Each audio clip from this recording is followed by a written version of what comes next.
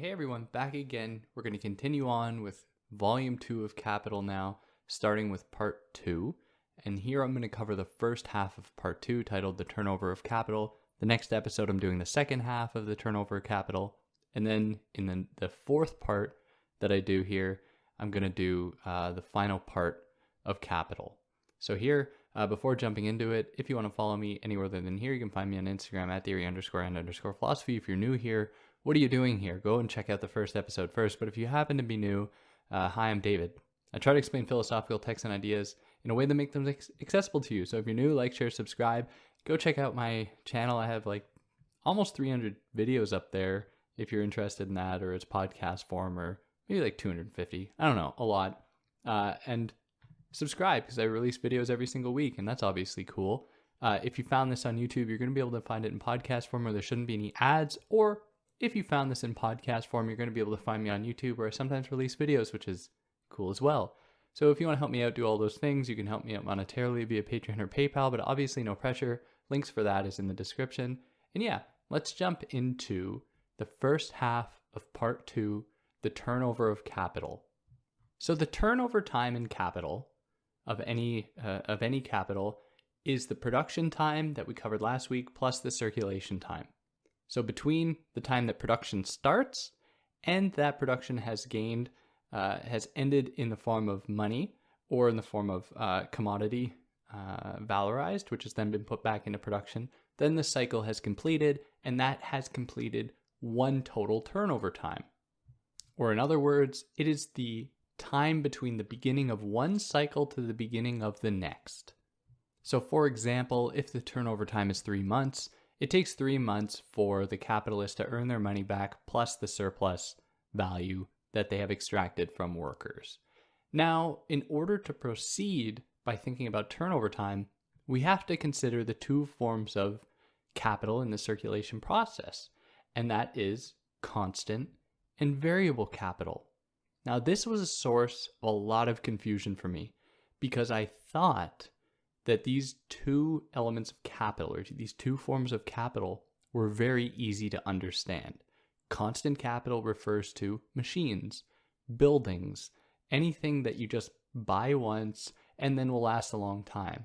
Whereas variable capital is referring to things you have to pay for repeatedly, like labor or like raw materials or something like that. But that is wrong. And this is why. Constant capital, which is comprised of machines and buildings to some extent, also includes raw materials, which might seem strange because you have to pay for raw materials a lot. It might seem like a variable thing. The reason that raw materials is on the same plane as machinery or as buildings, both as constant capital, is because both of those things transfer their entire value to the product being made. Now, between them, we can make a distinction between fixed and fluid capital that both still belong to constant capital. So again, to reiterate, we have constant capital and variable capital, and then constant capital can be broken up into either fixed capital, fixed constant capital, or fluid constant capital, which is also might be called circulating constant capital. Now, the relationship that these two things have to the final product is going to be different. In order for something to belong to fixed constant capital, like machinery, like buildings, it doesn't exhaust itself. It doesn't give its whole being into the product. Some of it is going to remain after it has done its job. So a machine is going to only distribute some of its value to the object in the form of its wear and tear, but it's still going to keep working afterwards. Whereas fluid capital, or circulating constant capital, are those things that completely get used up in order to produce a product. So one of the examples might be for this coal, or gasoline, or oil, things that are going to have to be bought repeatedly and that transfer their entire self in their being used up into the product and will then need to be paid for repeatedly, hence the circulating part.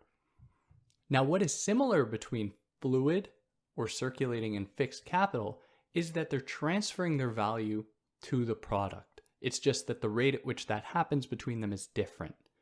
Now, in the case of variable capital, that is referring exclusively to wages, that is referring to the type of capital that not only transfers its value to the product, but copies its value onto the product and some with an additional bit. So when a laborer works on a product, they are not being worked to death. Now, I say that with an asterisk, in a lot of cases they are. But at least as far as capitalism presents itself, they aren't going to be worked to death. Instead, they're going to be worked to the point that they can transfer their value over, and then some more value can be extracted from them. And then they are going to be given the means, through their wages, to come back and repeat the cycle over and over and over again. So they don't get totally emptied, they don't get completely worn down and then transformed into the product like fixed and like circulating capital do in the form of machines or in the form of raw materials or anything like that. So this is how constant capital is different from variable capital. Constant capital gives itself, transfers its value to the product. Variable capital copies its value to the product and then adds some that the capitalist is able to extract for themselves. So in this grand scheme of things, no given object is naturally going to be either fixed capital or fluid capital or circulating capital or variable capital. And he gives the example of cattle here, where if cattle is used to plow the land, it is an example of fixed capital. Whereas if cattle is being used to be fed and then to be slaughtered, it is an example of circulating capital. That is, its use is entirely different, where the cattle is going to not be repeating its same process over and over again with fixed capital, and in it's making a product, let's say tilling the soil, taking something from the soil, the cow is going to keep working again. Whereas in the case of it being used for slaughter, as soon as the slaughter is completed, that cow has been transformed into meat. And I'm sorry for the graphic example, but it's the one that he uses, and it is I think it does illustrate the issue fairly well. So there are no things in the world that are just naturally going to belong to any of these different cycles. And the exact same could be said, I believe, of humans, where if humans are used in a certain capacity to be worn down to completely nothing, they are going to be transformed into products. Like this would be what was occurring with slavery, where slaves would just be worked until they could not work anymore. And then it could be said that they had just transferred their value, like circulating capital, like fluid capital, into the product, and then they are done.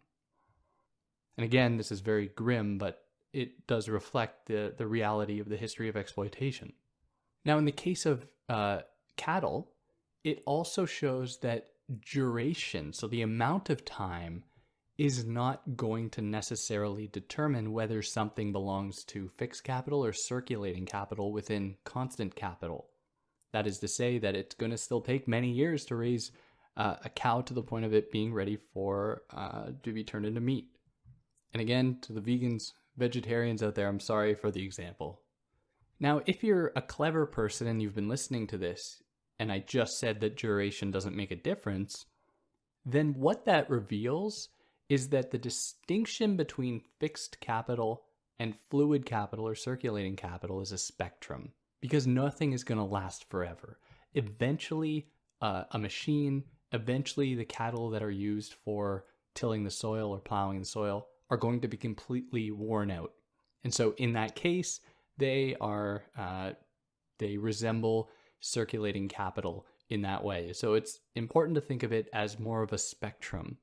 And I think that Marx really wants to highlight this difficulty here, because the political economists before him were completely off base with this. They just thought, and we'll get into this more a little later, but Adam Smith thought that what determined fluid capital versus fixed capital is whether or not it can change hands. So like a house, for instance, or a building is not going to change hands, whereas like seeds used in the soil are going to change hands. So therefore, it's an example of fluid or circulating capital, which is not for Marx the case.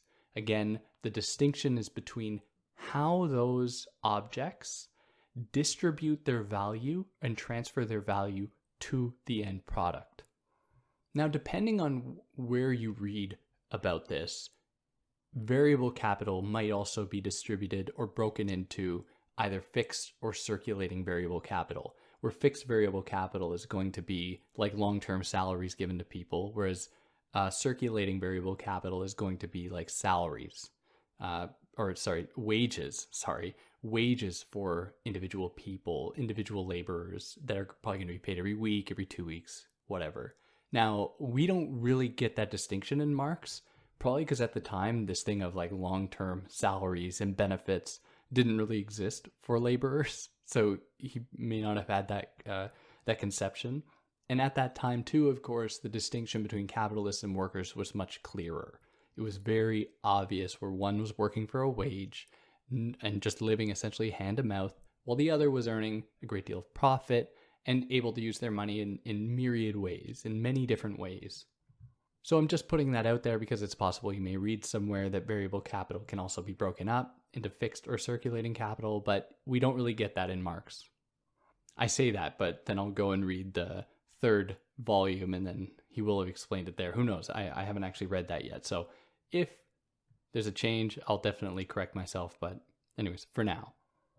So this distinction between constant and variable capital, and within constant capital between fixed and circulating constant capital, this only exists in production. This only exists in production time, not in circulation time, because we don't have production occurring in circulation time. So even though money circulates in circulation time in the market, that doesn't mean it's circulation capital or circulating capital. Instead, Marx says, he qualifies this, he says that is money in circulation, not circulating capital, or capital in circulation, not circulating capital, which he says Adam Smith mixed up. Adam Smith associated the actual physical movement of money with circulating capital, whereas that's just its existence in the market representing the circulating capital that had occurred in the production sphere. Now, the treatment of fixed capital, let's say in this case, machines, their treatment can happen in a few different ways. So as the machine wears down, the capitalist wants to essentially have it get worn down to nothing before they change the machine. Because otherwise, if they change the machine too early, then there's all that potential it could have done, all of that value it could have still distributed to the products that it won't be able to anymore. And so it is in the capitalist's interest to wear it down completely. And then when that point comes, perhaps they want to buy a completely new machine, because let's say in the duration of that machine's life, let's say it was 10 years, a totally new machine came along. The capitalist might say, okay, now we have to buy this new machine.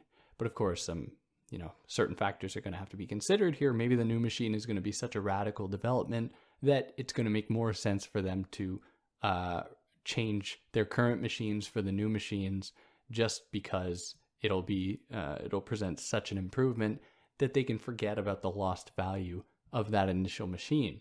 And given the whole circulation, the whole movement of capitalism, there are always these examples of lost value just disappearing through these, things just being rendered obsolete by developments from somewhere else, which is difficult to account for and to really wrap one's head around, at least for me. So then the capitalists, when they have a machine, they want to keep the machine working. So either they're going to maintain it steadily, or they're going to just completely change it when it's run out of its potential. But how does a capitalist actually, in the case of like repairs or maintaining the wear and tear of their machines, what does that fall under? What kind of capital is that? Because let's say there's a machine needs to be repaired. It can still work, but let's say a little part of it breaks off. They need to hire a mechanic or a repair person to come and fix it. And what that implies is that capital is going to have to be given over to the repair person to fix a machine, which was, let's assume it was an unpredicted break. That means they're going to need to dig into their own pockets to cover this. And they aren't going to be able to forward that cost onto the consumer, because the other capitalist down the road who didn't have the machine break is going to then be able to undersell them, be able to undercut them, because they didn't have the machine break, they didn't have to fork out these costs. So to be able to account for these kinds of repairs that they aren't going to be able to really forward over to the consumer, the capitalist will have had to have accrued, would have had to have accumulated a lot of surplus wealth that they could then just dip into, and it won't affect their overall wealth, their overall capital, which they can then use on repairs. So besides that, the productive use of capital on machinery can occur in other ways besides just, covering costs of repairs and whatnot. Maybe capital can be put into a machine to make it run more efficiently. Maybe more machines can be bought. Now these describe two different kinds of growth, where one happens intensively, which is to say that the machines are rendered more efficient, or it could happen extensively, where more machines are added and there's kind of a lateral growth of the industry, so that maybe more factory is going to be needed, maybe a bigger building, in order to account for this growth. Now these two different possibilities, one where the machines are made more efficient and one where more machines are added, are going to have different effects on the end product in terms of value. Where if machines are made more efficient, that means that the same pool of labor is probably going to be required. The machine just might work faster, in which case you could still have one person operating it, for example. Whereas if you make more machines, you're going to need to hire more laborers to cover it. So let's say you have one machine and you found a way to double its efficiency. So instead of making 10 socks a day, it makes 20. Now let's compare that to another capitalist who, instead of finding a way to make their machine more efficient, adds a new machine. So now they can produce 10 socks a day twice. So they are producing 20 as well. But the capitalist who is now working with two machines has to hire an extra laborer to cover the cost of this other machine. And this is assuming, of course, so let's assume that the cost to make that first machine more efficient is the same as the cost of buying a whole new machine. It makes more sense for the capitalist to make the machine more efficient than to buy a whole new machine, just because they won't then have to hire another employee to work on that machine. Now, this is completely hypothetical. I don't know how many instances there are where a machine's efficiency can be doubled, but just to bear with me, to illustrate how this is going to have a different effect on value, we can see that there's going to be more value in the second example, where there are now two machines, because now there's more labor being exerted on the end product. So you have the same end product, but more labor went into it, revealing the extent to which that it could then buy more labor ostensibly with what you'll get in the end product. But of course, this capitalist is not going to be able to survive if they are competing with the first one, because the first one is only going to be paying for that one employee working on that one machine. So their base costs are the same. That is, it costs the exact same to double the efficiency as to add another machine in the other industry. But their variable costs are going to be different, where the second capitalist, who now has to hire an extra employee, is going to have higher variable costs, which they then have to forward to the consumer in terms of the products being made, so that they can cover that cost, which the first capitalist is going to be able to undercut because they're only paying the variable capital on one worker. Anyways, so there's that dynamic.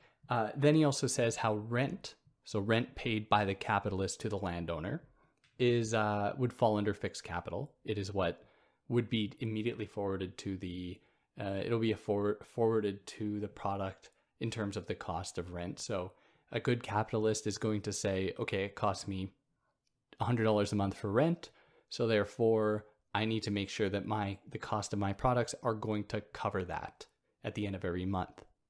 So between fluid and fixed capital, so between like buying raw materials like coal or oil versus machinery that you're already going to have or that's going to last a long time, what differentiates them is their own individual turnover cycle. So the machine's turnover cycle might be 10 years that you have it for, in which it's made thousands and thousands of products. Whereas with, let's say, coal being used, that coal is being burnt up and essentially its value always moving over to the product as it disappears. So there's no coal left over after it has been used and its value has been distributed to the product. So we are describing two very different turnover times here, and they're going to require very different attention. Now, in terms of actually developing the machinery that might be around for a long time, let's return to the example of making it more efficient. There is a risk associated here, because while it might seem good to make a machine more efficient, it isn't good if there's no demand for what you are making, especially if that thing that you are going to make is quickly going to deteriorate and then won't be sellable. But even if it does last a long time, as you make more of them, you're going to need more storage for them, which is more costs. And again, like I said from the last episode, you aren't going to be able to forward these costs to the consumer, because the time that an object spends in storage, or it's sitting on a shelf, or in circulation time, it isn't actually accruing more value. Now here Marx considers the history of these ideas of fixed and circulating capital. So he presents first the physiocrats, specifically the work of Quesnay, and his, I think it's called his Tableau économique, which is to say, in that, Quesnay describes the distinction between les avances annuelles against les avances primitives. So to translate that, he's describing annual advances versus original advances. Avance primitive is just primitive advances, but he means like original advances going into an industry. So the original advances are going to refer to the fixed capital in which a lot of money was put into to buy machinery, to buy buildings, and so on, versus annual advances that need to be spent every year, like on labor, like on seeds for the soil, like on water for the soil if you need to buy that. I think you get it. Now, Marx actually appreciates that Quesnay had this idea in mind. He very much knew, and as many of the physiocrats did, that value is going to be extracted specifically from labor. Now, where the physiocrats went a little wrong is that they believed that value really only comes from one industry, and that is agriculture. The work upon the earth to extract more from the earth, because we all need what comes from the earth. We need food, and food, nourishment, is the source of real value. So of course, Marx is like, okay, this is the limitation here, that the physiocrats didn't recognize that the real source of value is actually labor, not just what grows in the earth. So therefore, they couldn't extend their correct idea between les avances primitives against les avances annuelles. They couldn't actually apply that to any other industry, which kind of left them in the dark a little bit. Now along comes Adam Smith, and Adam Smith took these ideas of the physiocrats, thinking that he could just apply them to industry, which is correct, and it's very much what I've said here about Marx. But where Adam Smith goes wrong is that he associates this idea of circulating capital, as I mentioned earlier, with circulation, or the circulation of capital. So he says that fixed capital is going to refer specifically, or constant capital, to what goes on in like production, whereas circulating capital is going to be what applies to the movement of money among merchants and whatnot, in which value is going to be really created. And that totally mistakes the origin of value. Value does not originate from the market, as Adam Smith seemed to think, or really it doesn't at all. It all originates from real human labor. And Marx comes out guns blazing here, saying that Adam Smith was just totally uncritical in the application of these terms. At one point, Adam Smith will say, and Marx uses quotes here right from Adam Smith will say, fixed capital and circulating capital are part of the same industry. They go hand in hand. And then he'll say in the next sentence, essentially, that fixed capital exists in production, circulating capital in the circulation sphere. And that's it. And Marx is like, well, you're contradicting yourself. And it's important to note here, and we find this in very brief moments in Marx's text, and I didn't notice it until I read a footnote by one of Engels's footnotes, where Engels highlights Marx's real opinion of Smith. And his real opinion of Smith was that Smith was kind of a dum-dum. But he also, that is, Marx also recognized a lot of value in what Smith offered, specifically in some of its insight about the real origin of value being human labor. Like Smith did acknowledge this, Smith acknowledged surplus value and everything like that. Where Marx thinks that Smith went awry was in terms of how this value is realized in the market. And then he mistakenly associates that as being a contributing factor to valorization, to the increase of value. Now, in Marx's words, he says there are two kinds of Adam Smith, or Smith writes in two different ways, or there are two kind of personalities of Adam Smith. One is the esoteric kind, who is actually offering very important insights about this circulation of capital, how value is created, and so on. And then there's the exoteric side, who's saying things like capital is the source of wealth, and that the division of labor somehow is the origin of wealth and of progress, and that circulation is the root of valorization, or like a very important part of it.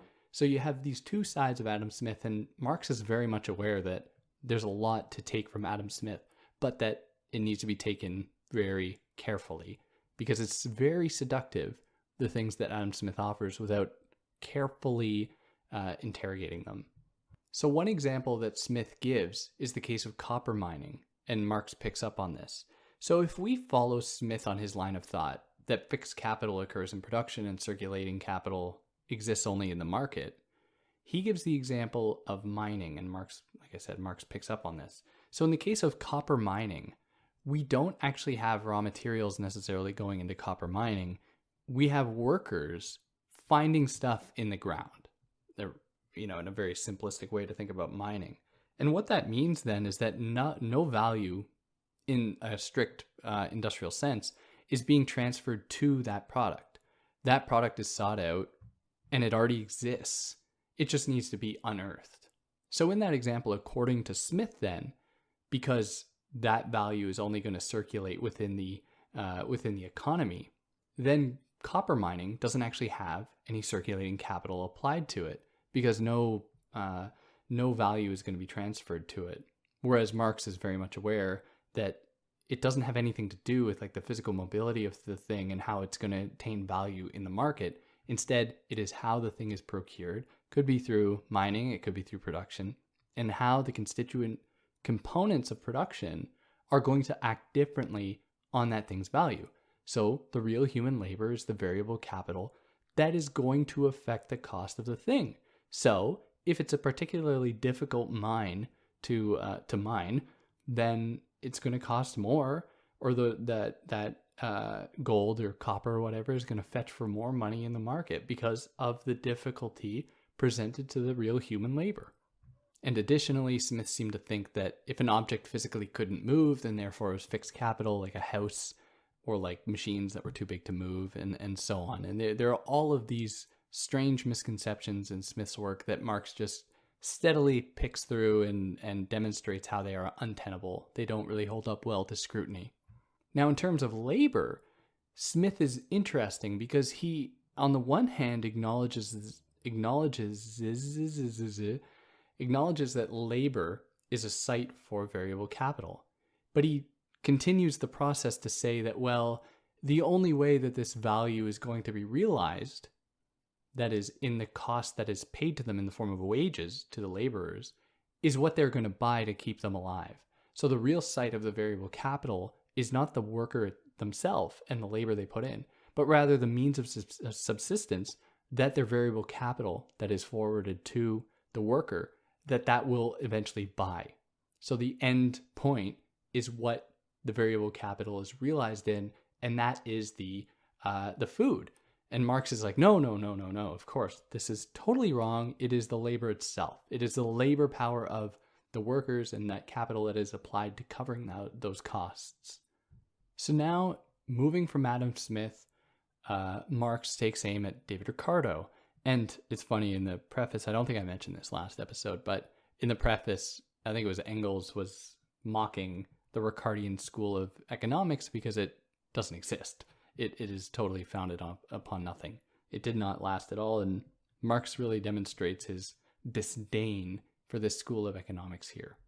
So like Adam Smith, Ricardo mistakenly associated variable capital not with labor power, but instead with the means of subsistence that labor power is going to have to buy with the variable capital forwarded to them. And likewise, like Smith, Ricardo associates fixed capital, or makes the distinction between fixed capital and fluid capital a case of how long those things last. How long the machine will last will determine whether or not it's going to be fixed capital versus circulating capital, which completely discounts the fact that it is actually a matter of how those objects, how those means of production are going to transfer their value onto the product. And as such, Ricardo can't actually fathom the distinction between variable capital and constant capital because he doesn't fully recognize the differences in how they distribute their value to the product. He doesn't fully acknowledge the difference between how real human labor operates on the product versus raw materials versus fixed things like machinery or the buildings in use. And now it might seem abrupt, but this is the best place for me to end here on this episode, which is specifically at the end of chapter 11, before chapter 12. And we'll pick up on chapter 12 in the next episode because the next part is where it gets very tricky, very difficult to navigate. And this is going to begin with chapter 12, the working period. So for those that have listened this far, thanks a lot. If there's anything I excluded or got wrong, I'd love to hear about it. If you want to comment in any way, I definitely recommend that. And if you like what I did, like, share, subscribe, and I'll catch you next time. Take care.